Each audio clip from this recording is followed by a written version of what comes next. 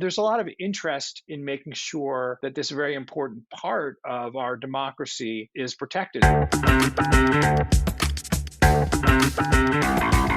I'm Eric Wilson, managing partner of Startup Caucus, an investment fund and incubator for Republican campaign technology. Welcome to the Business of Politics show. On this podcast, we bring you into conversation with the entrepreneurs who build best-in-class political businesses, the funders who provide the capital, and the operatives who put it all together to win campaigns. Today, we're speaking with Michael Kaiser, an expert in cybersecurity and privacy. He's the president and CEO of Defending Digital Campaigns, a nonprofit, nonpartisan organization that provides access to cybersecurity products, software, and training to campaigns. We discuss the reasons campaigns are targets for cyber attacks, the unique arrangement that allows DDC to provide these services for free, and how to drive cultural change around technology. Michael, before we go any further, what's the one thing that someone listening right now should do to increase their cybersecurity? Secure their most important accounts. This is going to be, whether it's their Gmail, their workspace, their office account, their financial accounts, their social media accounts. They should lock down those logins with the strongest protections that they can. And in our mind, that protection is going to be the use of a FIDO security key, like one from Yubico, or a Google Titan key. And if you're using something like Workspace, you're going to use FIDO. What does that mean? FIDO is a standard around authentication that allows companies to use those standards and then be operational, across different platforms, right? So these security keys that are FIDO compliant can be used, to log into your Google account, can be used to log into a Twitter account or a Facebook account or a Dropbox account, right? Because they all agree to the standard of authentication. Got it. So we don't need to be the janitor of cybersecurity keys having a giant key ring. No, actually, yeah, great point. No. In fact, one key serves many, many roles, many accounts. Let's say someone's got, like 5 minutes after they're done listening to this podcast. We can get more into the tools, but it's securing those accounts with the whether that's adding on a stronger password if they've got a weak password, doing multi-factor if it's just password, then adding a key if they're just multi-factor. Is that kind of how you think of it, is going up the ladder? Yeah, absolutely. Using the strongest authentication you can on the most critical accounts that you have, right? And, in some cases, it might just be a password, so you should have a really, really good one. And in some cases, you might be able to get all the way to a security key plus adding on something like Google's Advanced Protection Program on top of that, which will give you the highest protection possible. So I think a lot of our listeners are probably wondering, they don't deal with classified information or state secrets. In fact, probably the most sensitive data that we have access to is polling, and that's only as good as it is in the moment. It certainly has value and we want to protect it. But why are campaigns targets for cyber attacks, especially those who aren't necessarily national campaigns? You have to first start by looking at who are the bad actors that are out when you think about why a campaign might be hacked or attacked. So the bad actors in this space are obviously going to be cyber criminals because they're out there for everyone and they're just going to try and steal data and monetize it, right? They're criminals just trying to make money off crime on the internet, right? And they're out there and they're after everyone, maybe not campaign specifically, but they might find their way into your campaign and see that you have a rich data and they steal it and try to monetize it. We have, obviously, in some cases, like you're saying, you indicate these might not have classified information and those kinds of things, but they still could become targets of nation states for various reasons, right? And then perhaps a candidate who's an incumbent might serve on a committee that does have access to those things, and a nation state might think that a campaign is a route into the candidate themselves or into the candidate's, work accounts in some way, shape, or form. So that could make them a target. But nation states are obviously looking to do harm to the United States, to our democracy, want to disrupt what we're doing. And then in this space, of course, we also have to add hacktivists as being, one group of folks. Again, probably similar motives to the nation states in some ways. They want somebody else to prevail, somebody else to win, or they don't want this candidate to win. And they get engaged in the process that way by trying to, again, cause disruption in some way, shape, or form, perhaps stealing data that might embarrass the candidate. And then for understanding here, if you're a vendor in this space, right, you can really be seen as a gateway into campaigns. Yeah, and I think that's a really important part. Bruce Schneer at Harvard, I think, always is the one who taught me about this. But you think about security in terms of a chain. And just because you, the polling consultant or digital agency or communications consultant for a campaign, are not on the House Foreign Affairs Committee or the House Armed Services Committee doesn't mean that you're not part of that chain, because you're on traffic with a consultant who regularly talks to that elected official. And so for really, really, really motivated nation states and bad actors, they're going to find that weakest link in the chain so they can conceivably become a target. Yeah, I mean that, you're absolutely right. I mean, the way we always phrase this is, we're only as strong as the weakest link, right? And that weak link could be anywhere, could be the vendor, could be someone on the campaign staff, whatever. That weak link creates a vulnerability, and that vulnerability is shared by everyone. And that's what the bad actors are probing for, right? They're looking for the vulnerability. They're looking for the unpatched machine. They're looking for the person with the weak, reusing passwords. They're looking for, ways that they can um, get into anywhere, right, and use that as a launching pad to get into somewhere else, right? So, I mean, for the example, I get into a vendor, and then I start sending out emails to their clients that are phishing emails, perhaps with an attachment with malware, or maybe just to click on a link. But because they look like and actually do come from a hacked account at the vendor, the recipient is more likely to actually click on that or download the thing, right? So they're always trying to figure out ways to get people to do things that allow them access to other areas of a campaign or a vendor. There are chains within the chains, right? So, I may be one link in a chain to an elected official, but then below me, I've got lots of accounts. So maybe I've been using the same password for my meal delivery service and my main email that I use. And once that delivery service gets compromised, your main email is now compromised. So that's a good example of how the chain can just get weaker and weaker as you go further away. Yeah, no question. Reusing passwords is one of the biggest no-nos on the internet. Full Right. stop. Yeah, exactly. And that's, anyone who's not using a password manager, which we'll talk a little bit more about those tools in just a minute, is causing themselves lots of extra headaches, not to mention making themselves more vulnerable. So to that end, defending digital campaigns, you're more than just a think tank, right? Talking about how important this is. You're actually putting hardware and software into campaigns. So walk us through, what are some of those tools that you provide and how do they protect users? Yeah, so we really, at DDC, we really focus on the basics, right? We think that basic hygiene is where every campaign should start.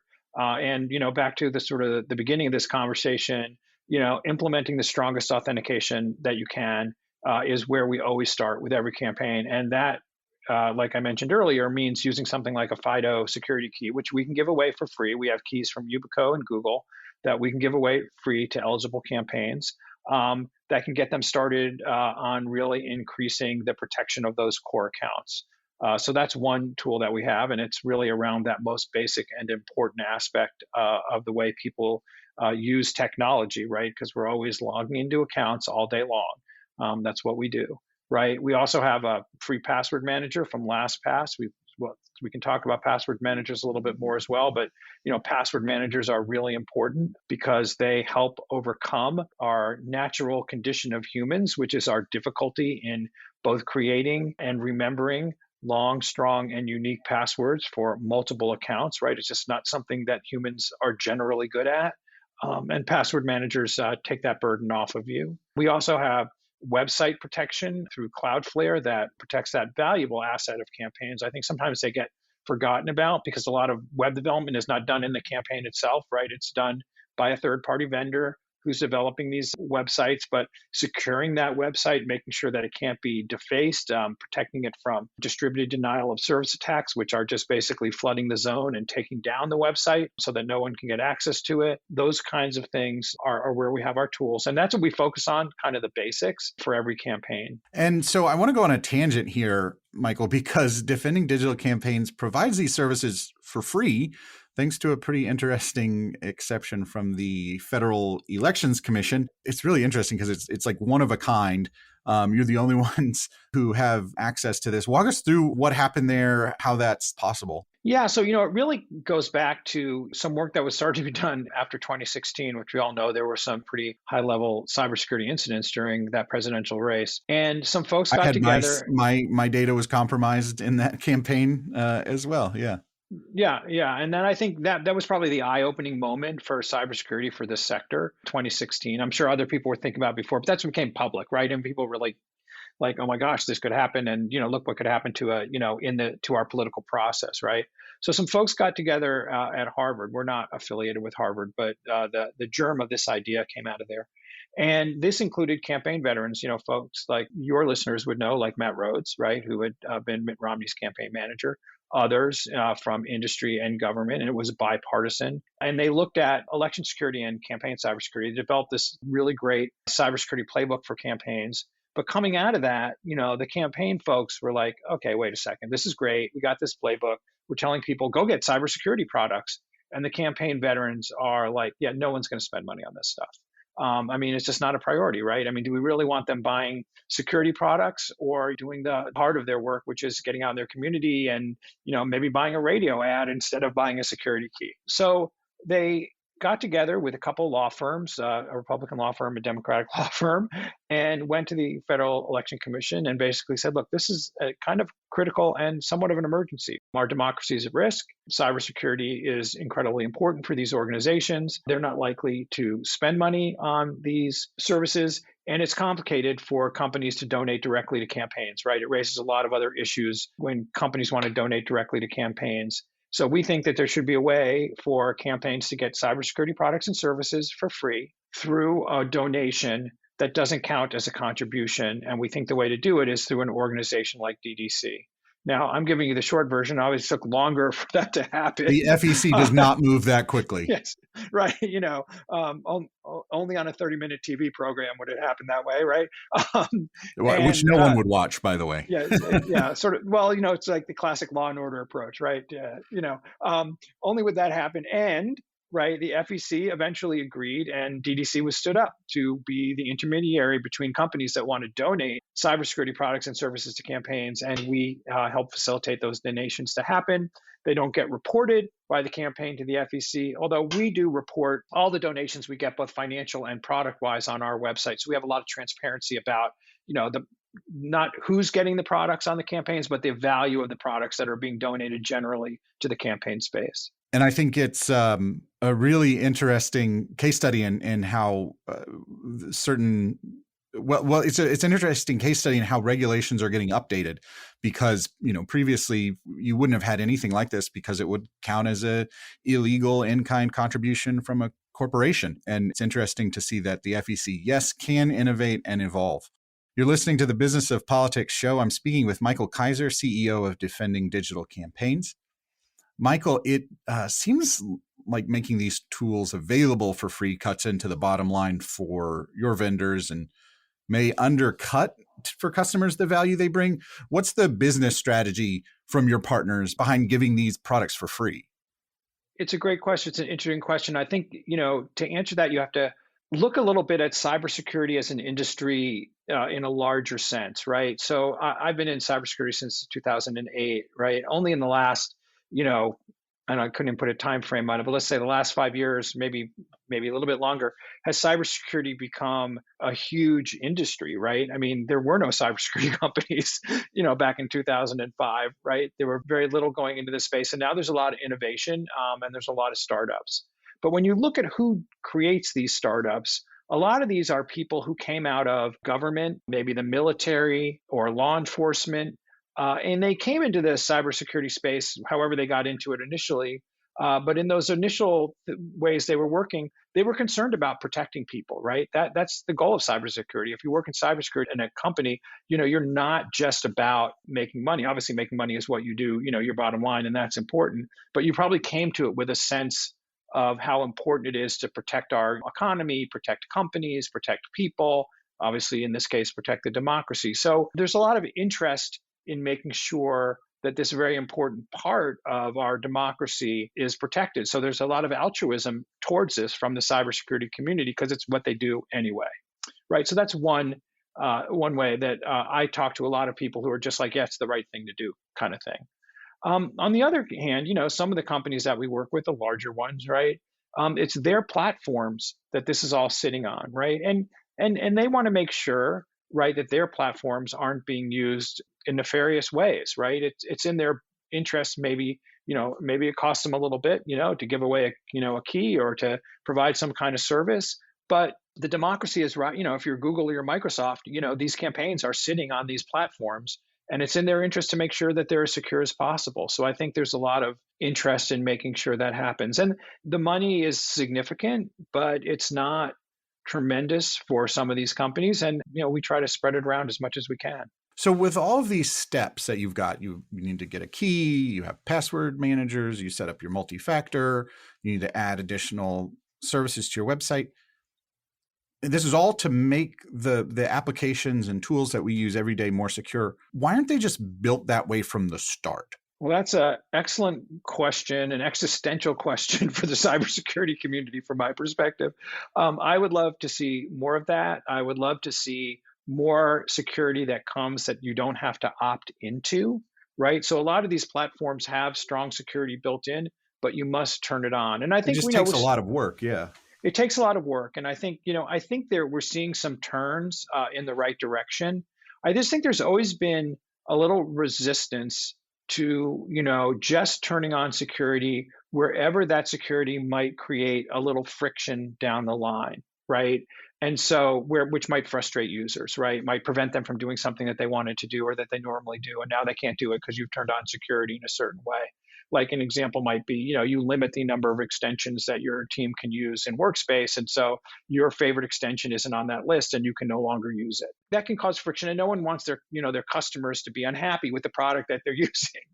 But I think we're starting to see some shifts in that direction. I think we're starting to see, and everybody on listening probably has, experienced some of this. You didn't sign up for MFA with this account, but all of a sudden, you go to do something on your bank and they say, we want to send you an SMS text, right? Before we'll let you go through with it. Those kinds of things. More forced MFA, like even Google's been talking a lot now about, forcing people, not forcing people, but just have an MFA coming turned on.